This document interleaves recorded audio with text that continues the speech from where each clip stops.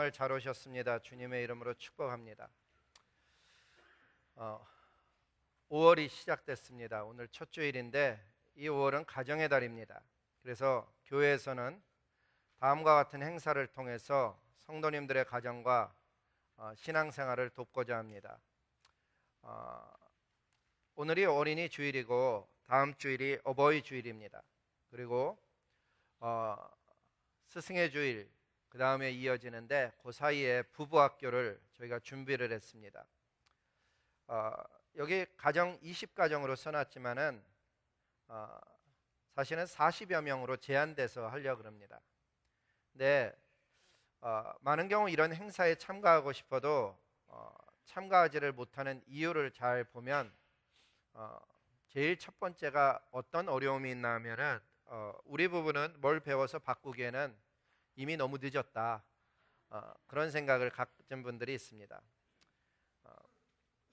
근데 사실은 나이가 들어가면 들어갈수록 더욱더 성경적인 부부상을 저희가 배우고 내가 이미 알지만은 아는 것을 잘하고 있나 점검하고 그렇게 하는 것은 참 중요합니다. 예를 들면 나이가 50대가 넘었다. 그 이야기는 자신의 삶을 더욱 잘 조명해 볼 수 있는 나이입니다. 40대가 되고 50대가 될수록 내 인생을 조명하기가 참 좋습니다. 그리고 바꾸어 갈 수 있는 여유가 있습니다. 아이들이 어릴 때는 우리가 뭘 바꾸기가 그렇게 쉽지 않습니다. 왜? 사는 게 너무 힘들고 바빠서. 근데 이제 50대가 되면 주님께서 우리를 부부로 불러주신 목적, 그리고 우리의 두 사람의 남은 삶의 여정, 그리고 못 이룬 꿈, 사역, 이런 것에 대해서 이런 기회를 통해서 시간을 내서 진지하게 이야기하고 우리 두 사람의 남은 삶을 잘 살아가기를 소원하는 것은 참 당연할 뿐만 아니라 아름다운 일입니다. 바라기는 아내가 이런 자리에 가자고 해서 그 성화에 못 이겨 나오는 그런 모습보다는 그동안 우리 가정을 위해서 온갖 고생과 수고를 한 사랑하는 아내에게 이런 자리에 함께 가보자고 권하는 남성 되기를 원합니다. 그래서 우리 부부가 남은 여생을 더욱 하나님 보시기에 아름답고 행복한 삶을 함께 살아가자고 이야기하며 권하는 그런 5월이 되길 바랍니다. 다시 강조하지만 자리가 오직 20상뿐입니다. 그러니까 40여 명만 딱 제한적으로 봤는데 이미 신청하신 분 일부 때도 있고 그래갖고 자리가 13자리뿐이 남질 않았습니다. 빨리 신청하셔서 그런 좋은 시간들을 갖길 바라고, 또 어떤 분들은 젊은 부부 경우는 어린 자녀들 때문에 어려워합니다. 근데 교회에서 어린 자녀들도 다 돌보아 드립니다. 찬갑이 10불에 금요일 토요일 모두 식사까지 제공하며 아이들을 돌보아주는 그런 특별한 프로그램입니다. 사랑하는 아내가 어린 자녀들 돌보아야 하는 임무에서 잠시 해방돼서 하나님이 원하는 우리 부부의 모습 함께 찾아가고 점검하는 것 너무 중요하죠. 그래서 오늘 예배 끝나면 신청하고 가시길 바라고, 제가 제일 사실 경계하는 부분은 세 번째 부분인데 우리 부부는 아무 문제 없다, 이런 분들이 가끔 있습니다. 문제가 없다고 주장할수록 더욱 점검이 필요합니다. 그래서 부부간의 문제를 다루는 그런 모임이 아닙니다. 어떻게 하면 좀 더 나은 삶을 하나님 앞에 살아갈 수 있을까? 그것을 저와 여러분들이 잘 찾아가는 그런 5월이 되어서 이 5월을 기회로 해서 하나님 앞에 우리 각 가정이 조정돼 나가는 그런 좋은 시간들 되기를 주님의 이름으로 축복합니다. 이제 하나님 말씀 전하겠습니다. 오늘 우리가 읽은 말씀을 천천히 읽어보면 하나님의 궤가 오베데돔의 집에서 그렇게 시작을 됩니다. 그 가족과 함께 석 달을 있으니라 여호와께서 그 오베데돔의 집과 그의 모든 소유에 복을 내리셨더라 하는 내용인데, 이 말씀에 좀 배경을 이해할 필요가 있고 특별히 하나님의 궤가 어떤 의미를 가졌는가, 오늘날 그것은 우리에게 어떤 삶의 메시지를 주는가를 발견할 수 있기를 소망합니다. 먼저 하나님의 궤를 좀 우리가 이해해 보면 언약궤라고도 불렀습니다. 그래서 하나님께서 이스라엘을 애굽에서 건져내신 후에 광야를 지날 때 모세에게 명해서 만든 것입니다. 그 모양이 다음과 같았을 것이라고 추측을 합니다. 아쉬운 것은 이 하나님의 교회가 지금은 어디에 가 있는지 아무도 알질 못합니다. 그래서 영화로도 이렇게 다루어지기도 했습니다. 이 하나님의 교회는 어디에 모셔졌는가 하면 사람들 정중앙에, 그러니까 살아가는 이스라엘 백성들의 정중앙 성막에서 있었고, 그 성막 가운데 보면은 지성소가 있는데 그 지성소 안에 보면 법궤가 놓여져 있었습니다. 그래서 그 하나님의 궤에 대해서 성경은 이렇게 얘기를 합니다. 속죄소를 궤 위에 얹고 내가 내게 줄 증거판을 궤 속에 넣어라. 거기서 내가 너와 만나고 속죄소 위, 곧 증거궤 귀에 있는 두 그룹 사이에서, 그렇게 되었죠. 두 그룹. 이 두 그룹이 영어 성경에 보면 체루빔이라고 되어 있는, 바로 그 날개가 이렇게 되어져 있는 천사의 모습이죠. 그 체루빔 사이에서, 그룹 사이에서 이스라엘 자손을 위해서 내게 명령할 모든 일을 내게 이르리라. 다시 얘기하면 하나님을 만나는 장소였습니다. 그리고 하나님의 말씀을 듣는 장소였죠. 그 위치를 보면은 그룹들 날개가 마주보고 있는 그 사이에 속죄소라 그러는데, 거기서 하나님께서 이스라엘에게 말씀하시겠다 그런 겁니다. 이렇게 하나님에게는 말씀하시는 장소였을 뿐만 아니라 이스라엘을 광야의 길을 행하는 동안 이 궤는 앞서 행하시며 이스라엘을 인도했습니다. 보호하신 거죠. 성경에 보면 이렇게 되어 있습니다. 그들이 여호와의 산에서 떠나 3일 길을 갈 때 여호와의 궤가 그 3일 길을 앞서 행하며 가며 그들의 쉴 곳을 찾았고, 그들이 진영을 떠날 때에는 낮에는 여호와의 구름이 위에 덮였더라. 밤에는 불기둥이 임했었죠. 그러니까 여호와의 궤를 가지고 가다가 그 구름이 멈춰서는 곳, 거기서 온 이스라엘이 쉬었고, 그리고 다시 구름이 떠올라서 움직이면 다시 이스라엘이 움직였다는 얘기입니다. 그 얘기는 하나님의 인도하심, 하나님의 임재의 상징이었습니다. 그래서 모세는 이동할 때마다 이런 기도를 하나님께 드렸습니다. 모세가 말하되 여호와여 일어나사 주의 대적들을 흩으시고 주를 미워하는 자가 주 앞에서 도망하게 하소서. 아주 특이한 기도문이죠. 아주 짧은데 가장 컨선이 되는 게 뭔가 하면 적인 거예요.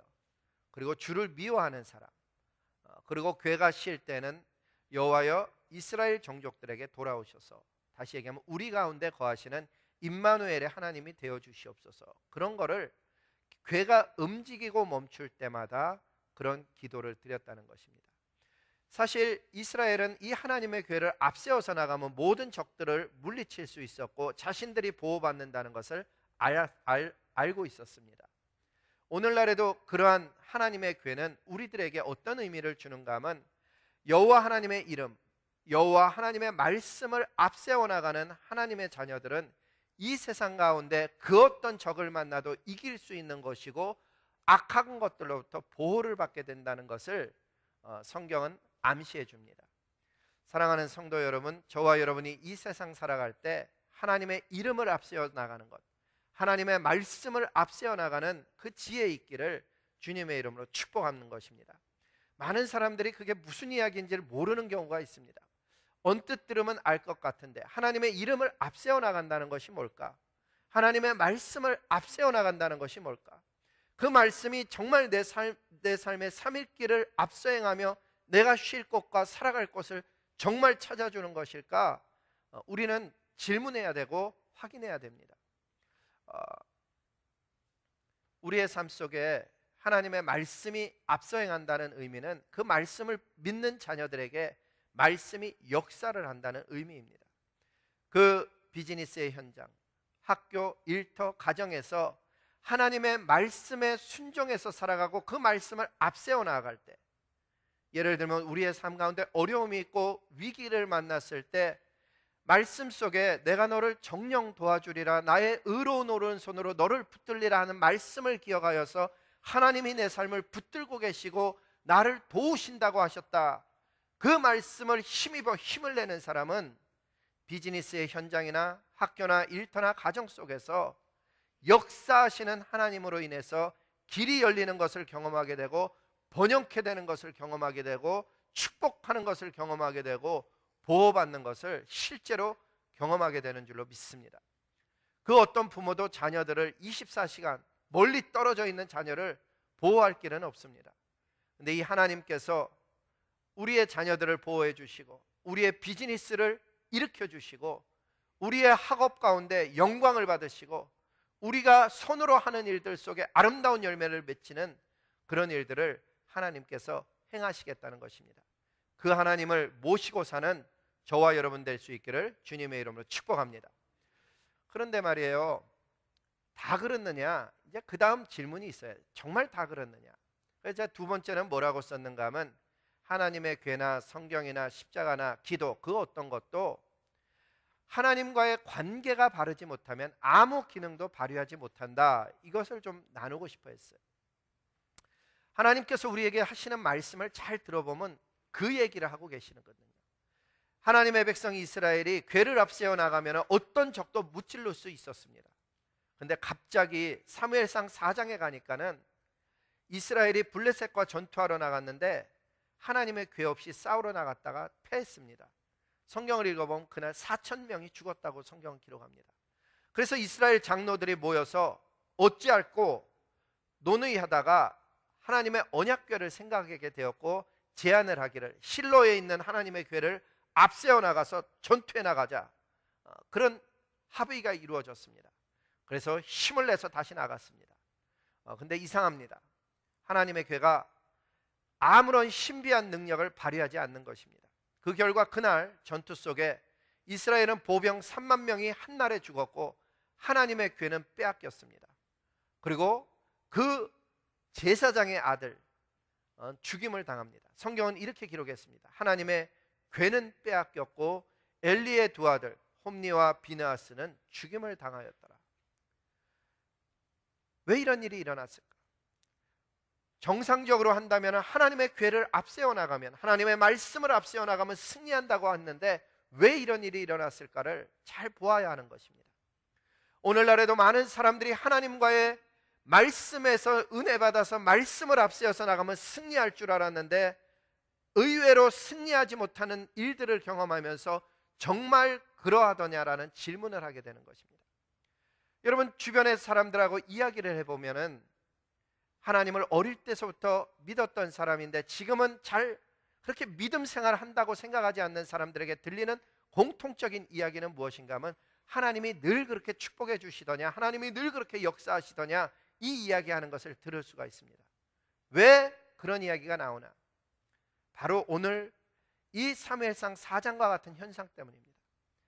하나님께서 원하시는 것, 하나님의 말씀에 순종하는 삶, 예수 그리스도를 중심으로 하는 삶, 거룩한 삶, 부르심을 이루는 삶, 이러한 하나님의 뜻에는 그렇게 관심이 없고 오직 자신이 원하는 것, 승리, 성공, 원하는 것을 이룸, 이런 것에만 관심을 갖고 아무리 십자가를 내세우고 아무리 기도를 내세우고 아무리 성경 공부하고 심지어 우리 가정에 하나님의 궤가 있다고 하여서 그것을 들고 나가도 여러분 아무런 도움되지 않는다는 것을 성경은 가르쳐주고 있는 것입니다.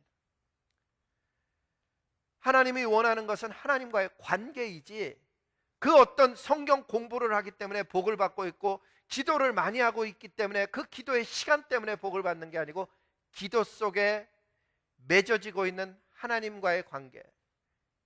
많은 사람은 기도를 내가 원하는 걸 아랜다고 생각을 하죠. 그런 기능이 있어요. 근데 사실은 기도의 핵심은요, 그 기도를 통해서 하나님의 뜻을 알아가고 하나님께 순종하는 거죠. 성경의 다윗의 기도를 보면 다윗이 전쟁을 앞두고 할 때마다 하나님 승리를 허락해 주시옵소서라고 기도하지 않고 다윗의 기도를 보면 이렇게 시작해요. 하나님, 이 블레셋 사람이 그일라 타작마당에 와서 탈취한다고 하는데 제가 나가서 싸우리이까. 하나님의 뜻을 찾고 있는 거예요. 하나님, 나가서 싸우는 게 하나님의 뜻입니까? 하나님, 지금 나가면 하나님께서 승리를 허락하시겠습니까? 기도의 내용을 잘 살펴보면 하나님께서 하시려는 것을 알고자 해서 여쭙는 기도를 계속하고 있다는 것을 발견하게 됩니다. 우리의 기도도 사실은 그래야죠. 하나님, 제가 이렇게 하는 것이 하나님 원하시는 일입니까? 하나님, 내가 잘 모르겠는데 하나님 저에게 깨닫게 하여 주시옵소서. 하나님, 제가 지금 무엇을 해야 됩니까? 하나님, 우리 자녀가 이런 일을 겪고 있는데 하나님, 저는 어떻게 도와야 하나님이 원하는 그 뜻을 이루어갈 수 있습니까? 하나님, 교회 속에 이런 일이 일어났는데 하나님은 지금 저에게 뭐라고 말씀하고 계시는 겁니까? 이렇게 하나님을 찾아가는 것이죠.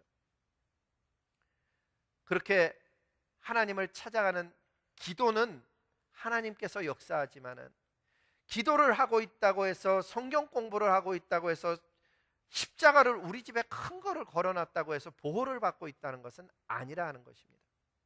하나님이 원하시는 우리의 삶의 모습은 의외로 굉장히 단순합니다. 첫째는 죄 문제를 해결하고 살라고 꾸준하게 반복적으로 우리에게 말씀하십니다. 죄 문제 해결하고 살아라. 죄의 핵심은 하나님을 거역한 인류의 죄성에 있습니다. 하나님을 거역하는 것이죠. 그런 죄성을 가지고 태어난 우리가 돌이켜 예수 그리스도를 주인 삼아 살아가는데 그렇게 순종이 잘 안 되거든요. 그래서 하나님 앞에 순종하고 살겠다고 선언할 뿐만 아니라 순종 안 되어지는 일로 인해서 하나님 도와주시옵소서, 순종할 수 있게, 깨달을 수 있게, 하나님 앞에 정말 하나님을 섬기며 살아갈 수 있게 주님 저를 좀 붙들어 주시옵소서 기도하며, 안 되어질 때마다 그 일로 회개하며 하나님 품으로 돌아가는 것을 하나님은 원하십니다. 하나님은 완벽한 신앙인을 원하는 게 아닙니다. 아무도 완벽하지 않죠. 성경의 그 위대한 다윗도 완벽한 삶을 산 건 아닙니다. 그런데 하나님은 그 다윗에게 마지막 이야기를 보면 뭐라 하시는가 하면 내 마음에 합한 자라는 말씀을 주십니다. 사실 우리 가운데 그 어떤 여자를 취하기 위해서 살인한 남자 있습니까? 그런 일을 했다 그러면 우리 가운데 누가 그렇게 하나님께 완벽해 보이는 그런 칭호를 받겠어요? 그런데도 하나님께서는 회개하는 다윗을 보고 불쌍히 여기시는 거예요. 우리의 인생도 마찬가지죠.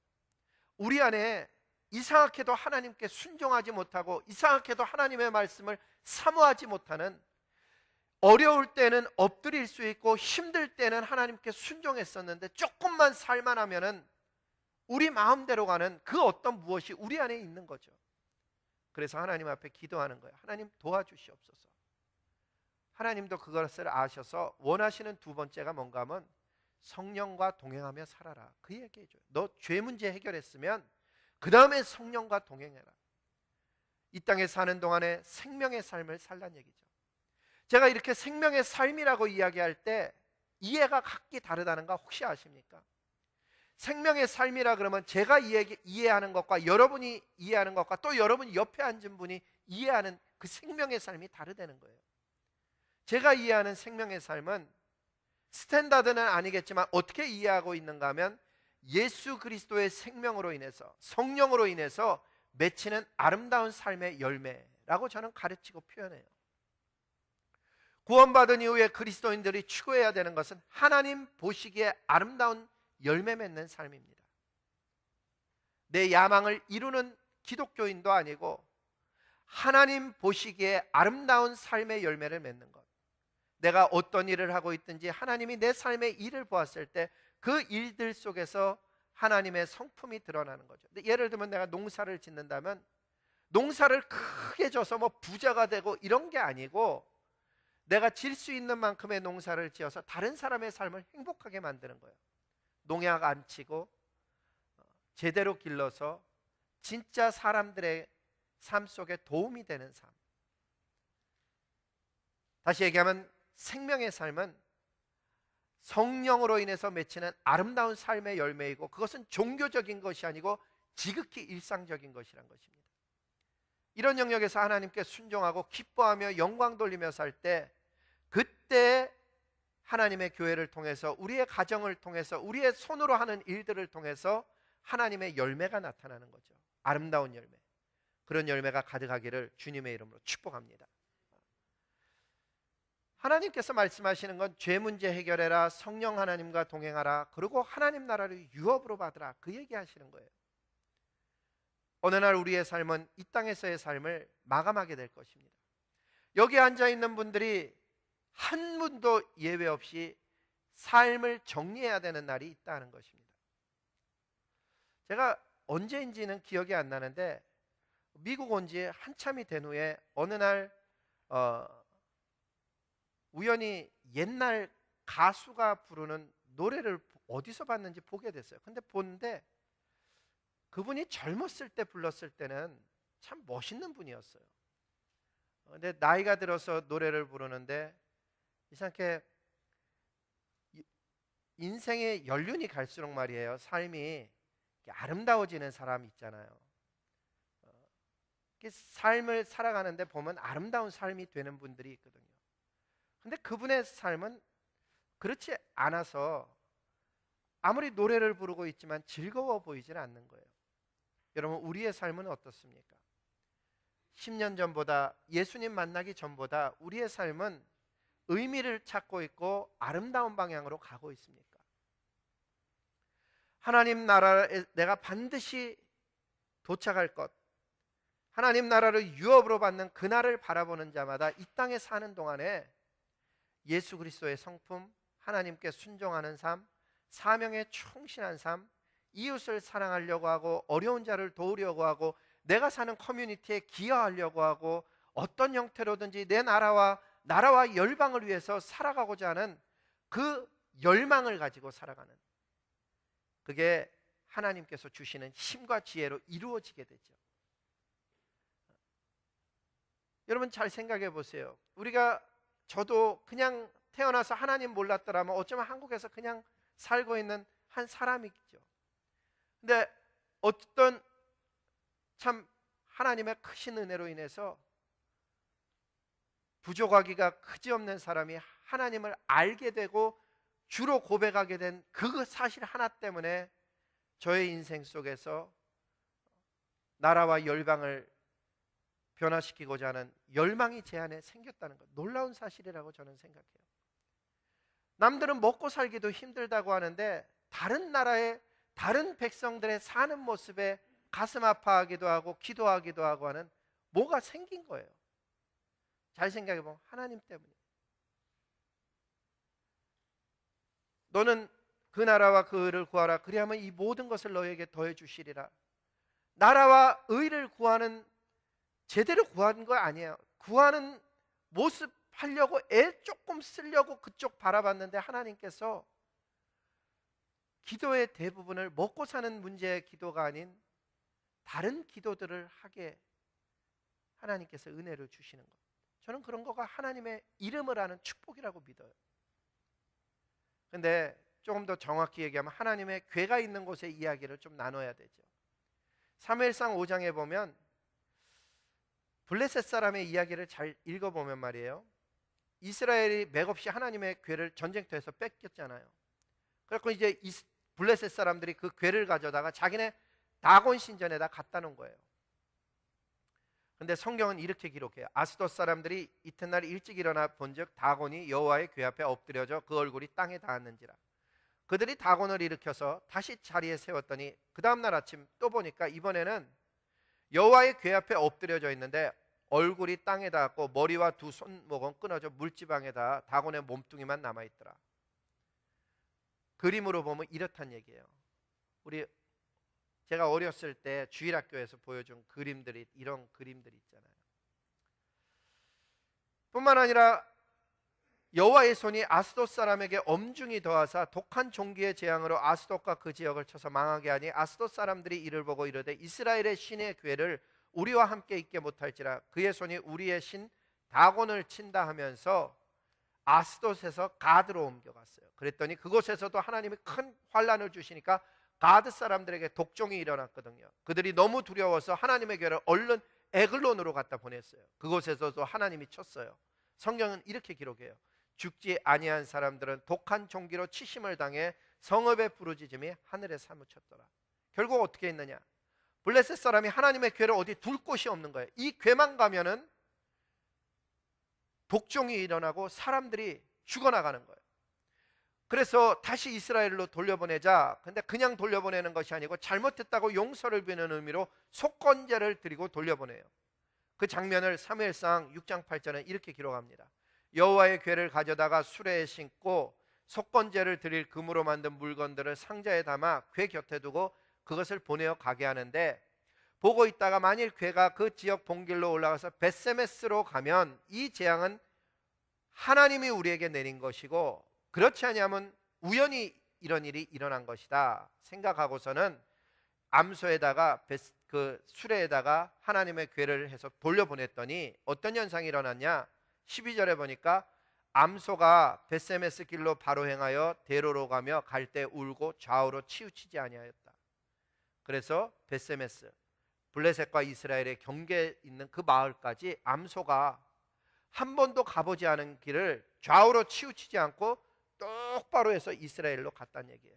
그걸 보고 이 일이 하나님으로부터 왔구나, 블레셋이 알았고, 그 법궤는 이스라엘이 다시 이스라엘에게로 돌아온 거죠. 왜 이런 스토리가 있느냐? 같은 하나님의 궤예요. 근데 이 하나님의 궤는 아무나 모실 수 없다는 것을 가르쳐 주고 있어요. 하나님의 궤는 아무나 모시는 게 아니다. 우리에게로 이야기한다면 하나님의 성령은 아무에게나 임하시는 그런 분이 아니시라는 것을 이야기해 주고 있어요. 하나님을 모실 수 있는 사람이 누구냐?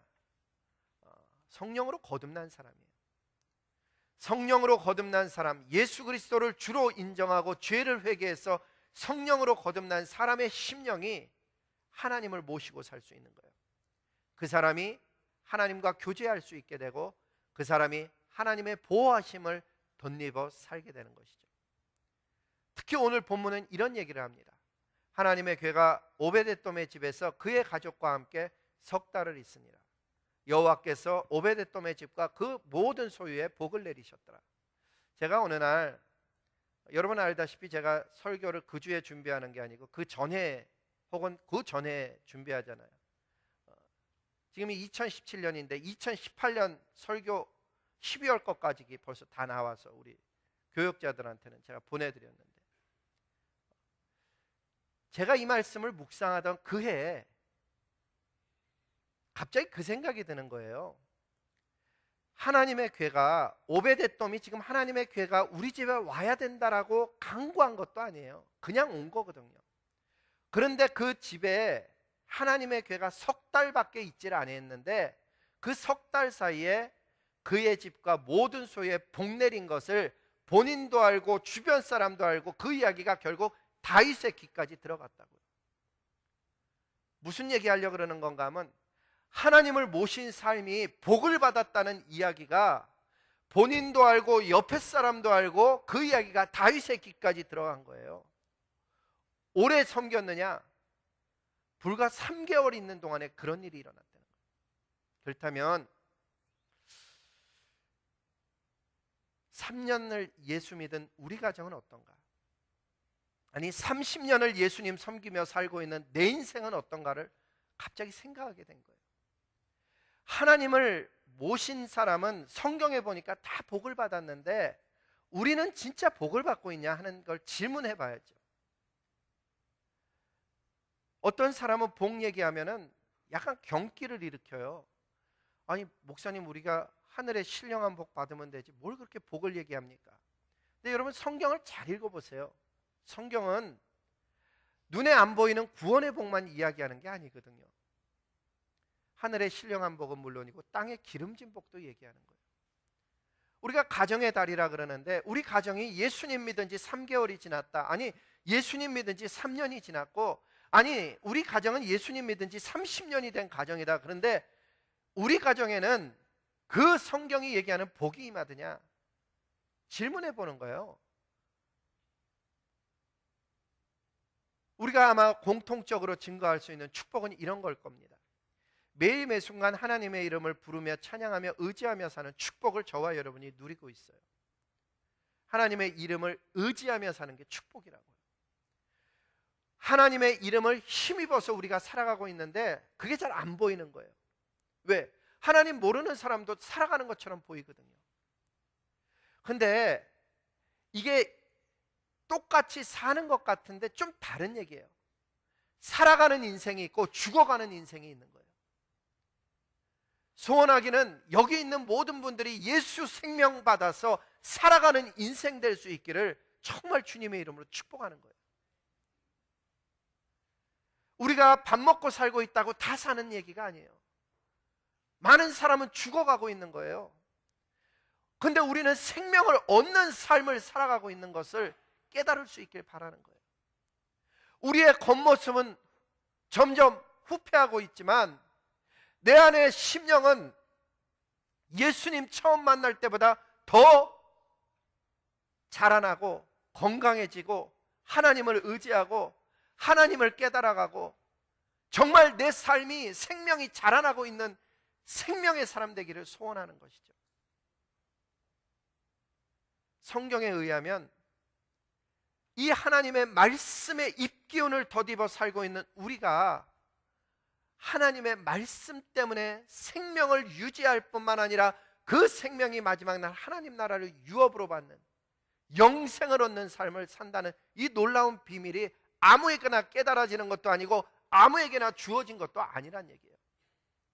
똑같은 법궤인데 어떤 사람에게 가면 죽음이 되어졌고, 똑같은 법궤인데 어떤 사람에게 가면 승리의 하나님의 궤가 됐듯이 오늘날에도 똑같은 하나님의 말씀 때문에 어떤 사람은 심판 아래 놓이게 되는 것이고 어떤 사람은 그 똑같은 말씀 때문에 생명을 얻게 되는 이 비밀을 깨달을 수 있기를 원하는 것이죠.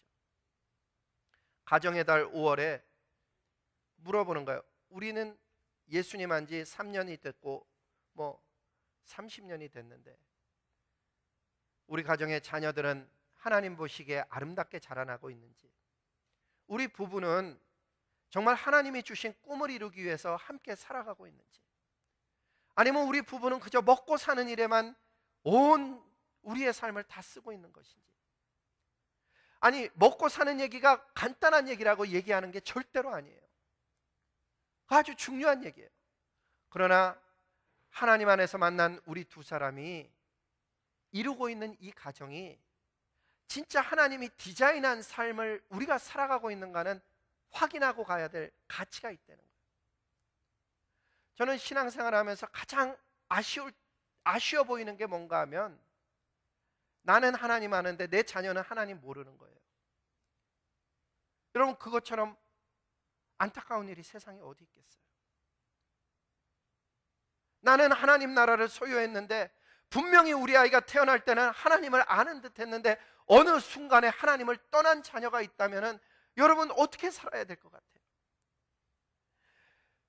자녀가 이상해서 우리가 속으로 낳았다 해도 내 마음대로 할 수가 없어요. 그 자녀를 붙들고 계시는 하나님께 기도해야 되지 않겠어요? 하나님, 이 자녀를 불쌍히 여겨 주시옵소서. 하나님 알게 해 주시옵소서. 돌아오게 하여 주시옵소서. 잘 생각해 보면 왜 우리 부모님들이 그렇게 눈물의 기도를 드렸냐? 우리가 옆길로 갈 때마다 하나님 앞에 기도했던 거예요. 우리 부모님도 우리를 기를 때 어찌할 수 없으니까 그 기도 때문에 우리가 생명을 얻었다면 우리도 우리 자녀를 위해서, 여러분 자녀를 키웠는데 하나님 떠나가 봐요. 얼마나 허망한가. 제가 닭을 기르는데요, 그 닭이 이 새 종류잖아요. 새. 우리 집에 어느 날 보니까는 그 가스 그릴이 있는데 말이에요, 제가 이상하게 새 종류를 좋아해서 그런지 그릴 옆을 지나가는데 새 소리가 들리는 거예요. 조심스럽게 열어봤더니 거기다 알을 놔놨어요. 그릴 안에다가 안 쓰니까는 집을 짓고 알을 놔놓은 거예요. 그래서 이제 조금 있으면 거기서 짹짹짹거리고 이쁜 베이비 새끼가 나오겠구나, 새가 나오겠구나 기대를 하고 있는데, 이 못됐다고 얘기해도 되는지 모르겠는데 다람쥐가 와갖고요, 그 알을 낼름 집어먹었어요. 그래갖고 거기다가 이렇게 하나는 깨트리고 다 못 먹고 하나 뭐 없어지고 하여간 엉망이 됐어요. 근데 그 새가 와서 하는 모습을 보니까 얼마나 가슴이 아프던지. 새가 왔는데 자기 알이 그렇게 되고 그렇게 되니까요, 그 곁을 이렇게 왔다 갔다 하면서 자기 알이 깨진 거에 대해서 새도 마음 아파하는 게 보이더라고요. 우리가 자녀를 낳았는데 그 자녀가 잘 자라서 하나님 잘 섬기는 사람 되면 얼마나 좋겠어요. 근데 그 자녀가 하나님 떠난 삶을 살면 얼마나 마음이 아프겠어요. 근데 우리가 그렇게 사느냐 한번 생각해 보는 거예요. 우리 부모님의 기도처럼 내가 살고, 우리 부모님의 기도처럼 내가 살고 있는 거예요. 그리고 내 기도처럼 내 자녀는 살아주고 있는 거예요. 그걸 누가 할 수 있겠어요? 하나님밖에는 할 분이 없어요. 인생을 바꿀 분, 한 사람의 마음을 바꾸는 것, 하나님밖에 안 계시니까 우리가 하나님 앞에 기도하는 거죠. 특히 우리가 예수님 믿으면서 매주일 누군가를 전도한다 그러잖아요. 우리가 요새 하는 얘기가 뭐예요? 매주일 누군가에게 예배 드리자고 권하자 그러잖아요. 근데 여러분, 정말 권해야 되는 사람은 어쩌면 내 자신일지도 모르고, 하나님 내가 진짜 예배자가 되게 해주세요. 그리고 만약에 내가 예배자라고 생각이 된다면 우리 형제, 자매, 자녀들 예배자 될 수 있게 기도하는 거 얼마나 중요한지 몰라요. 그런데 인생 살다 보면 우리 힘으로 할 수 없는 일들을 만나거든요. 내 속으로 나왔는데도 이 자녀가 교회 안 간다 그러면 어떡하겠어요? 뭐 죽이겠어요? 살리겠어요? 근데 그 모습이 나일 수 있거든요. 우리 부모님이 저를 보면서 죽이겠어요? 살렸겠어요? 어떻게 했겠어요? 안타까우니까 하나님 앞에 나가서 눈물로 기도했겠죠. 그런데 이제 내가 하나님을 아는 사람이 되었는데 이제 우리의 인생을 어떻게 살아가야 되나? 5월달 같이 이렇게 가정의 달을 만났을 때 하나님께 기도하는 거예요. 기도하듯이 찬양하는 거예요. 하나님 이 손을 꼭 붙잡고 좀 가주시옵소서. 인생이 험하고 힘들 때 하나님 이 약한 몸을 좀 붙들어 주시옵소서. 내가 젊었을 때는 내가 모든 것 할 수 있을 것 같았는데 세월이 지나가면 세월이 지나갈수록 내가 할 수 있는 게 별로 안 된다는 걸 주님 내가 깨닫습니다. 하나님 약하고 피곤한 이 몸을 주님께서 붙들어 주셔서 이 인생을 손붙잡고 가주시옵소서. 정말 5월을 시작하면서 하나님 앞에 기도하며 나가기를 소원하는 것이죠. 오늘 예배를 마치면서 그 찬양 부르며 나가길 소원해요. 우리 다 함께 일어나서 하나님 앞에 찬양하는데 먼저는 영어로 좀 한번 같이 볼까요? 영어 찬양. 예.